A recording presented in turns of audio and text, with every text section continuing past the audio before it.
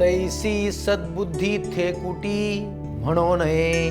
माऊली महावैष्णव ज्ञानेश्वर माऊली यांच्या ज्ञानेश्वरी मधील ओव्यांचं आपण चिंतन करत आहोत, निरूपण करत आहोत. निर्हेतुकपणे स्वधर्म आचरण हाच माऊलींचा ज्ञानयोग. पसायदानामध्ये माऊली विश्व स्वधर्म सूर्य पाहो हे मागणे भगवंतांना मागतात. यावरूनच आपल्याला माऊलींच्या या ज्ञानयोगाचं महत्त्व समजलं पाहिजे. स्वधर्माला माऊलींनी सूर्याची उपमा दिली आहे. सूर्य हा प्रखर, सत्य, जीवनदायी, आनंददायी, वरदायी, स्वयंप्रकाशित, प्रेरणादायी, आल्हाददायी, कृपाळू, कनवाळू, इतरांना प्रकाश देणारा, अंधकारास दूर करणारा. किती किती म्हणून त्याचे गुणगान करावे. जेवढे करावे तेवढे कमीच आहे. किंबहुना सूर्याचे आमच्या जीवनातील महत्त्व अनन्यसाधारण आहे. किंवा सूर्यामुळेच आम्ही जिवंत आहोत. ही सजीव सृष्टी सूर्यप्रकाशामुळे शाश्वत आणि चिरंतन जशी आहे, तेवढेच महत्त्व माऊली स्वधर्माला देतात.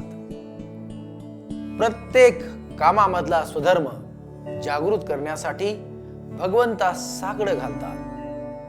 स्वधर्म जागृत झाला की प्रत्येकाला जीवन जगण्याचा मार्ग सूर्यप्रकाशा एवढा स्वच्छ दिसणार आहे. जगण्याचं उद्दिष्ट नजरेच्या टप्प्यात येणार आहे.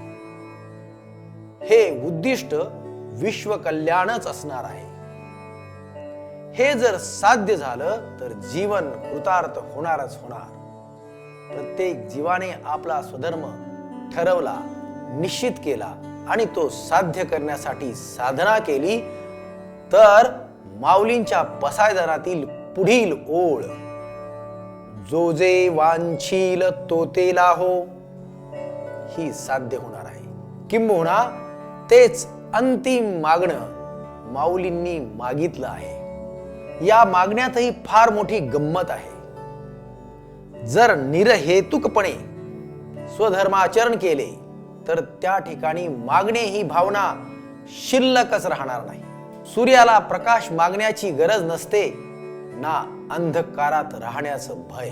एवढं सुंदर मागणं फक्त माऊलीच मागू शकतात. माऊलींचं हे मागणं आम्ही समजून घेतलं पाहिजे, आम्हाला समजलं पाहिजे.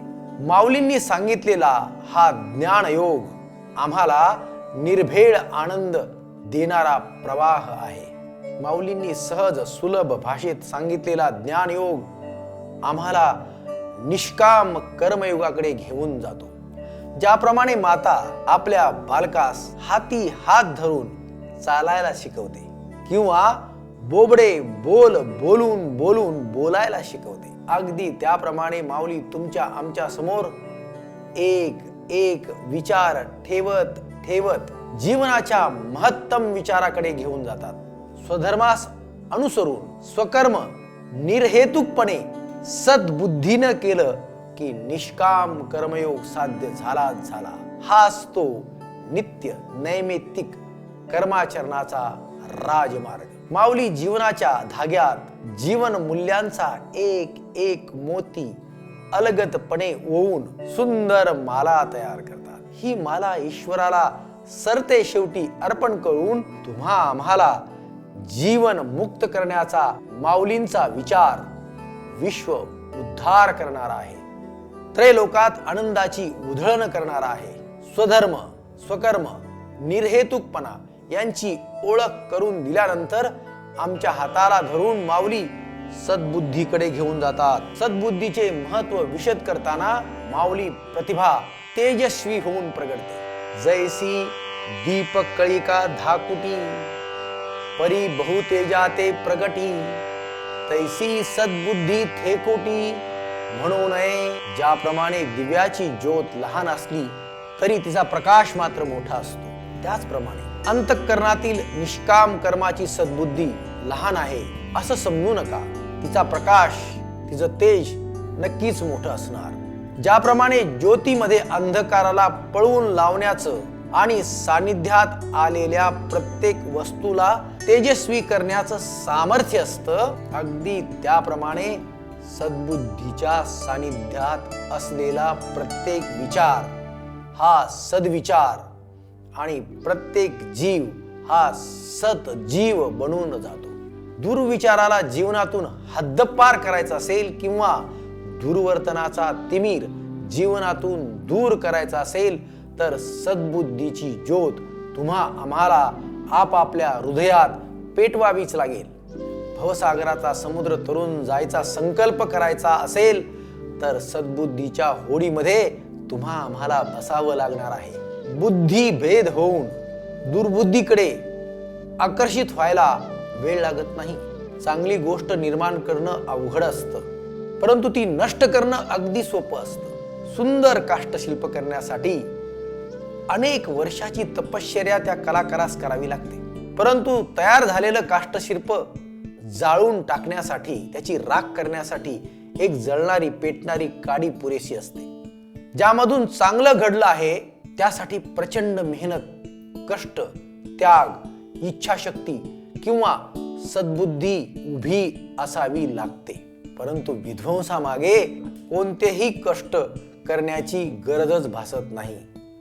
हवी असते फक्त दुर्बुद्धी. दुर्बुद्धी सहज साध्य असते, तर सद्बुद्धी कष्टसाध्य असते. अविचारातून साध्य होती ती दुर्बुद्धी, विवेकातून साध्य होती ती सद्बुद्धी.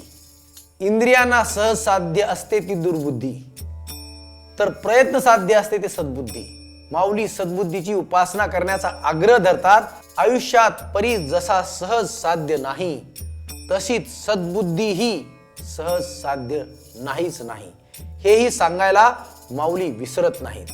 परंतु सद्बुद्धी रूपी अमृताचा कलश माणसाच्या हाती आला की जीवनाचा उद्धार झालाच म्हणून समजा. ज्याप्रमाणे गंगेचा प्रवाह सागराला जाऊन मिळणार आहे, त्याप्रमाणे सद्बुद्धीच्या प्रवाहात आलेला प्रत्येक जीव ईश्वराकडे जाणारच जाणार. हा दृष्टांत माऊली देतात आणि स्पष्ट करतात. माऊली ओवीमधून त्याची प्रचिती घेऊया. तैसी दुर्लभ जी सद्बुद्धी, जिये परमात्म्याची अवधी. जैसा गंगेशी उदधी निरंतर, तैसे ईश्वरा वासूनी काही. जिये आणिक लागी नाही, ते एकची बुद्धी पाही. अर्जुना जगी सद्बुद्धीने सदाचरण, दुर्बुद्धीने दुराचरण. सद्बुद्धी विवेकाची दिवाळी, तर दुर्बुद्धी अविवेक रूपी होळी. सद्बुद्धी जीवनाचा प्रकाश, तर दुर्बुद्धी जीवनातील अंधकार. आणि तरीही सद्बुद्धीसाठी प्रयत्नांची पराकाष्ठा करावी लागते, तर दुर्बुद्धी सहज साध्य. दुर्बुद्धीच्या ठाई अनेक विकार निर्माण होतात. अविचारी लोक दुर्बुद्धीमध्ये रमून जातात. म्हणूनच सद्बुद्धीची पताका तुमच्या माझ्या खांद्यावर देऊन जीवनरूपी दिंडीमध्ये सहभागी होऊन पांडुरंगाच्या दर्शनासाठी जाण्याचा माऊली आम्हाला आग्रह धरतात. या विचाराने प्रेरित होऊन जगण्यासाठी मी हा वागयज्ञ तुमच्या समोर ठेवला आहे. माऊलीचे सुंदर विचार आणि जीवन जगण्याची एक सुंदर विचारधारा तुम्हाला आणि आम्हाला मिळो, या संकल्पनेने माझा हा वागयज्ञ. रामकृष्ण हरी.